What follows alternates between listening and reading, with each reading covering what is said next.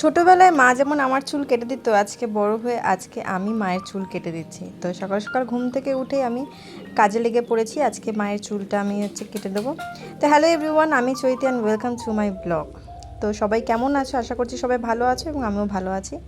তো আজকের ব্লগটা আমি এখান থেকেই শুরু করছি, যে সকালবেলা ঘুম থেকে উঠেই বললাম চলো আজকে তোমার চুলটা কেটে দিই, কারণ এরপরে আর সময় হবে না। কেন সময় হবে না সেটাও আস্তে আস্তে ব্লগেই জানতে পারবে।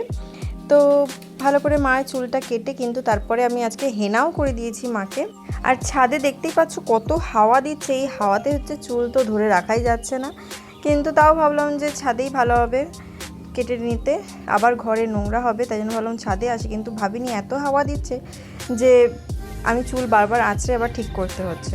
যাই হোক, নিচে চলে আসলাম। নিচে এসে এই তো আবার মায়ের হেনাটাও করে দিলাম। দেন আমি ব্রেকফাস্ট করে নিচ্ছিলাম। ব্রেকফাস্টে ছিল আজকে রুটি আর পনিরের তরকারি একটা, যেটা খুব ভালো ছিল খেতে।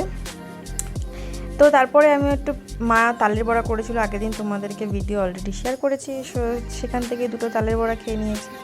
তারপরে একবারে সোজা লাঞ্চে চলে এসেছি। লাঞ্চে ছিল ভাত, তোরের মুড়ি ঘন্ট, তারপরে হয়েছিল পুঁটি মাছ দিয়ে চচ্চড়ি, মাছের কালিয়া, কাতলা মাছের কালিয়া করেছিল, আর স্যালাড ছিল। তারপরে একটু ভাবলাম টক দই খেয়ে নিই। দেন আমি কিন্তু লেগে গেছি আজকে প্যাকিংয়ে। কোথায় যাচ্ছি এত বড় সুটকেসে প্যাকিং করে সব বলবো তোমাদেরকে, কিন্তু তার জন্য কিন্তু আমার ব্লগটা প্রতিদিন দেখতে হবে এবং শেষ অবধি দেখতে হবে। তো দেন আমি কিছু প্যাকিং করে নিচ্ছিলাম, তারপরে একদম রেডি হয়ে গেছিলাম, কারণ আজ দেখতে যাব ধূমকেতু। কারণ আগের 14 তারিখে তো আমি চলে গেছিলাম ওয়ার 2 দেখতে, তাই ভাবলাম আজকে ধূমকেতুটা যাই দেখতে। তো চলো তোমাদেরকে কিছু ক্লিপও শেয়ার করে দিলাম।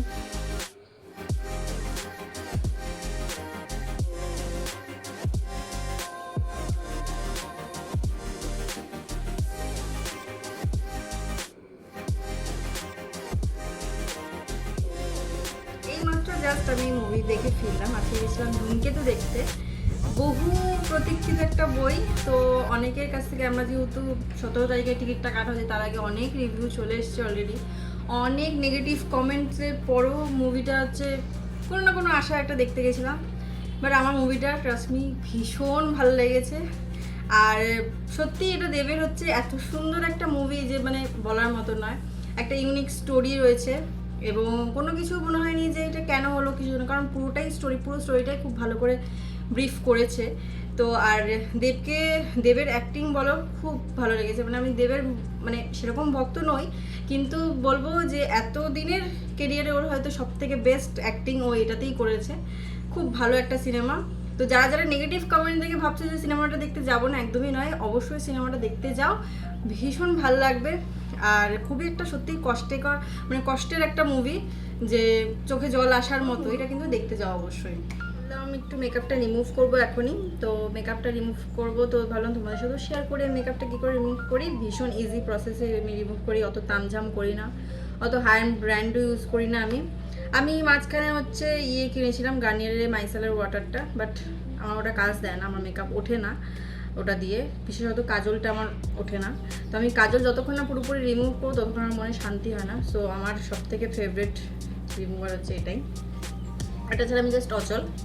তো আমি এটাই অল্প একটু নিয়ে, আজকে যেহেতু সেরকম মেকআপ করিনি, বাট স্টিল লিপস্টিকটা আর কাজলটা।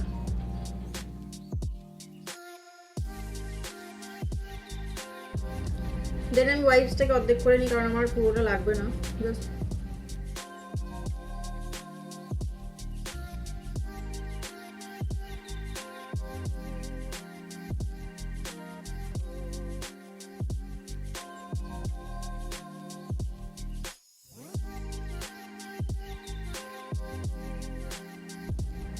পুরোপুরি ক্লিন হয়ে গেছে ফেসটা।